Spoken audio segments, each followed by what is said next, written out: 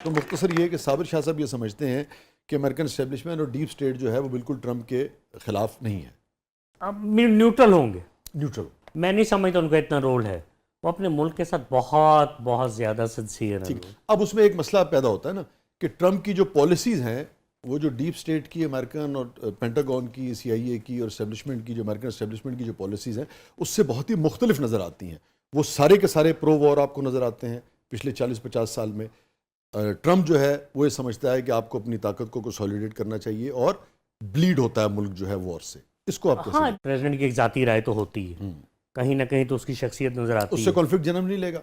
Conflict जन्म लेगा लेकिन ट्रंप जीतेगा, क्योंकि अब देखिए बज़ाहिर एक बहुत अग्रेसिव आदमी है, बहुत लड़ाका और झगड़ा करने वाला आदमी लगता है, लेकिन ट्रंप का जो मगर फौजें वापस बुलाना चाहता है दुनिया हाँ से। नहीं, पिछले दौर में अमेरिकन ऑफेंसिव कहीं भी नहीं हुआ है सच।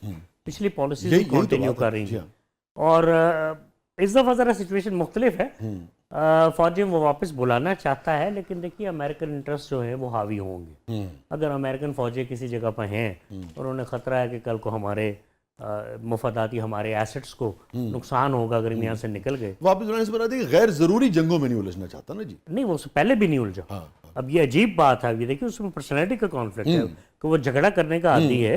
और मुझे लगता है कि चाइना के साथ फॉर एग्जांपल उनके प्रोडक्ट्स को वो रोकेगा, हाई टैरिफ्स उन पे ड्यूटीज इम्पोज करेगा, और जो चाइनीज एक्सपोर्ट्स है अमेरिका को वो कटेल होंगी, वो कम होंगी। और क्या साउथ चाइना सी का जो एरिया है उस पे को वॉर जोन देखते हैं आप ट्रंप के दौर में? वो मेरा ख्याल है कि शासक जैसा पंजाबी में कहते हो, चाइना के साथ कोई नया कट्टा नहीं खोलेगा। अच्छा, उनका प्रोडक्ट जो सेल हो रहा है अमेरिका में उसमें कमी होगी, ठीक है, उसमें कमी होगी। तो एक तिजारती जंग का आगाज देख रहे हैं आप? बिल्कुल। और इस तिजारती जंग से जब ये दो बड़ी कुव्वतें आपस में उलझ रही होंगी, पाकिस्तान इसमें से क्या फ़ायदा जो है वो उठा सकता है?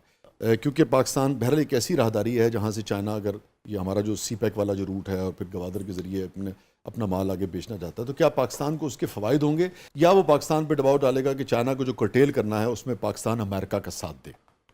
देखिए इतनी बारीक बीनी से वो पॉलिसीज को नहीं बदलेगा। अमेरिकन पॉलिसीज ये हैं कि वो CPEC को रोकना चाहते हैं, वो बलूचिस्तान में अमन नहीं चाहते, और वो नहीं चाहते कि दुनिया की सबसे बड़ी डीप वाटर पोर्ट जो है गवादर, वो गेटवे टू सेंट्रल एशिया बने या उससे चाइना को फ़ायदा हो।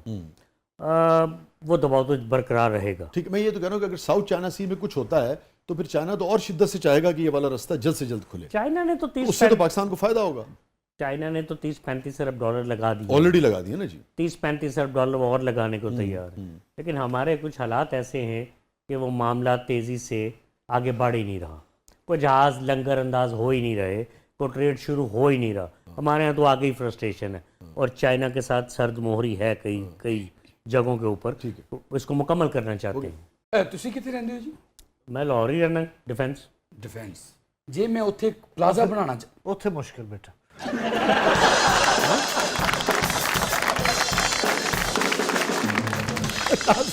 स्टे विद अस, कहीं नहीं चाहिएगा। छोटे से वक्फे के बाद वापस आते हैं प्रोग्राम के मतलब में। आपके लिए बहुत कुछ है।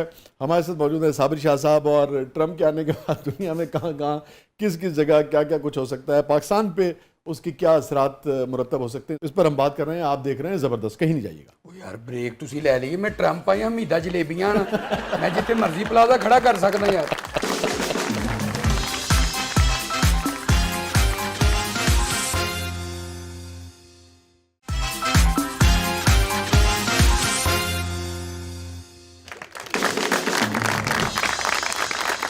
वेलकम बैक नाज़रीन। ज़बरदस्त में एक बार फिर खुशामदीद। और साबिर शाह साहब ये फरमाइए कि पाकिस्तान पे क्या असरात जो है वो होने जा रहे हैं? पाकिस्तान में एक चीज़ तो बहुत अच्छी होगी जी, वो पाकिस्तान के लिए वक्ती तौर पे नुकसानदेह होगी, लेकिन ट्रंप के आते हुए आपने सुन लिया होगा वो कह रहे हैं कि जी हमें हाईली स्किल्ड लोग चाहिए सारी दुनिया से। और वसी शाह साहब हमारे पास तो बहुत ही आला स्किल के लोग मौजूद हैं, और यहाँ से लोग जाएंगे, सेटल डाउन होंगे, अपने रिस्क भी कमाएंगे और मुल्क को रेमिटेंसेस भी भेजेंगे।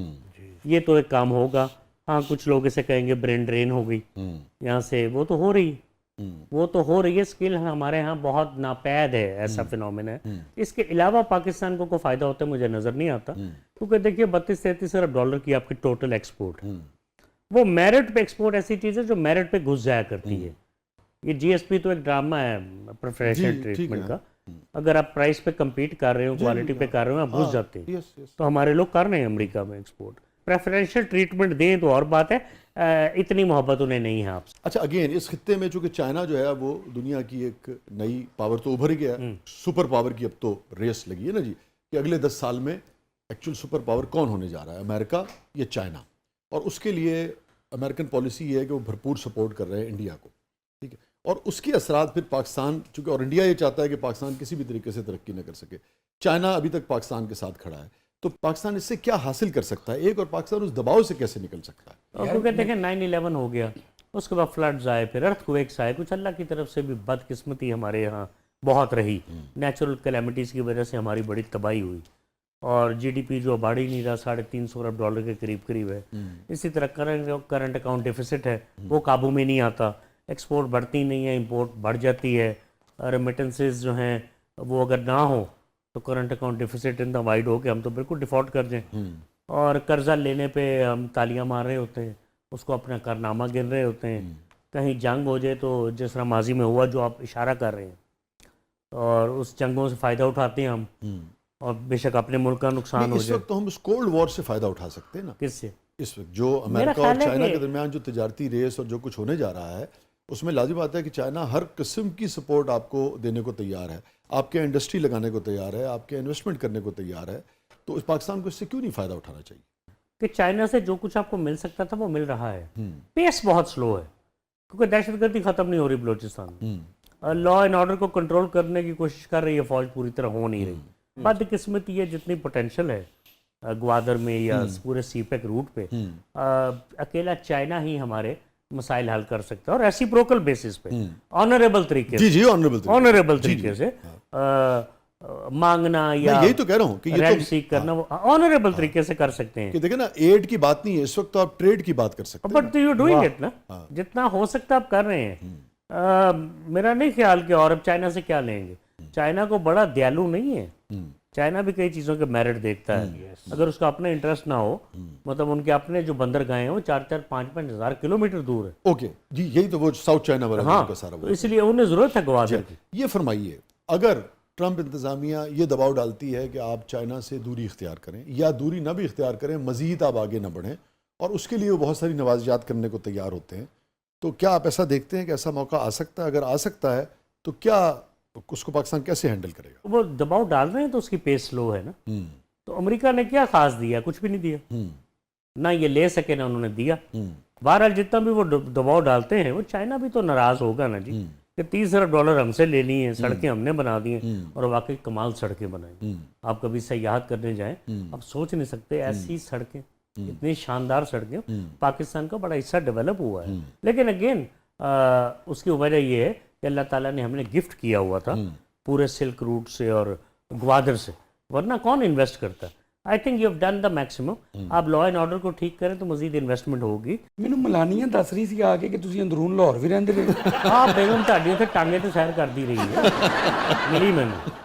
ਬੇਗਮ ਮੇਰੀ ਬਹੁਤ ਚਸਕੋਲੀ ਹੈ, ਤੁਸੀਂ ਯਕੀਨ ਕਰੋ ਰਾਤੀ 2 ਵਜੇ ਉਠਾ ਕੇ ਮੈਨੂੰ ਕਹਿੰਦੀ ਹੈ ਕਿ ਚੱਲ ਆ ਚਲੀਏ ਉੱਥੇ ਤਵੇ ਵਾਲਾ ਪੀਸ ਖਾ ਕੇ। ਸੋ ਮੈਂ ਗੱਲ ਇਹ ਕਰ ਰਿਹਾ ਸਾਂ ਕਿ ਧਰਮਪੁਰੇ ਪਲਾਟ ਨਹੀਂ ਮਿਲ ਸਕਦੇ ਹੈਗੇ। ਧਰਮਪੁਰ ਹੀ ਲੈਣਾ ਤੁਸੀਂ, ਉਹ ਸਾਰੀ ਦੁਨੀਆ ਛੱਡ ਕੇ 206 ਮੁਲਕਾਂ 'ਚ ਧਰਮਪੁਰ ਹੀ ਰਹਿ ਗਿਆ। ਉੱਥੇ ਜਦੋਂ ਰੇਲ ਗੱਡੀ ਲੰਘਦੀ ਨਾ ਉਹਦੀ ਮੈਂ ਛੁਕ ਛੁਕ ਅੱਛੀ ਲੱਗਦੀ, फाटक बंद हो गया है, फाटक बंद हो गया है। ਲੇਕਿਨ ਜੋ ਕਿਰਾਇਆ ਧਰਮਪੁਰੇ ਦੇ ਮੇਨ ਤੋਂ ਆਂਦਾ ਹੈ ਨਾ ਜੀ, ਉਹ ਕਿਤੋਂ ਨਹੀਂ ਜੀ ਆਂਦਾ। ਤੁਹਾਨੂੰ ਪਤਾ ਬੁਢਾਪਾ ਹੋ ਗਿਆ, ਮੈਂ ਕਹਿੰਦਾ ਕਿਰਾਇਆ ਕਰੂਆ ਆਂਦਾ ਰਵੇ, ਮੇਰੇ ਬੱਚੇ ਪਿੱਛੋਂ ਸੁਖੀ ਰਹਿਣ ਪਰ। ਇਹ ਟਰੰਪ ਨੂੰ ਬੁਲਾਇਆ ਜੇ, ਬਸ਼ੀਰ ਠੇਕੇਦਾਰ ਆਇਆ ਹੋਇਆ ਹੈ।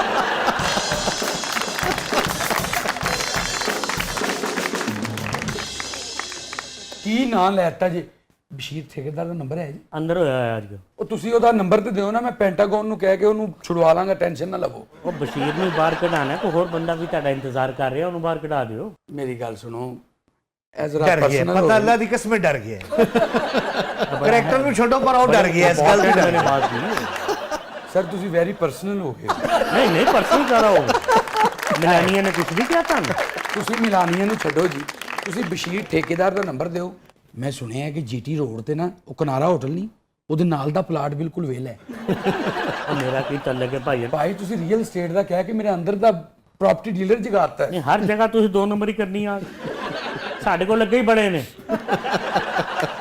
ਕਿਲਾ ਰੋਹਤਾਸ ਕੋਲ ਕੋਈ ਪਲਾਟ ਮਿਲ ਜਾਏ ਨਾ ਵੈਸੇ। किला ले लो पूरा ਉਹ ਗਾਣਾ ਵੀ ਤੇ ਮੇਰੇ ਤੇ ਹੀ ਬਣਾ ਸੀ ਨਾ, ਕਿਲਾ ਠਹਿਰ ਜਾ ਯਾਰ ਦਾ ਨਜ਼ਾਰਾ ਲੈ। हाँ तो उतो नहर की छाल मार देना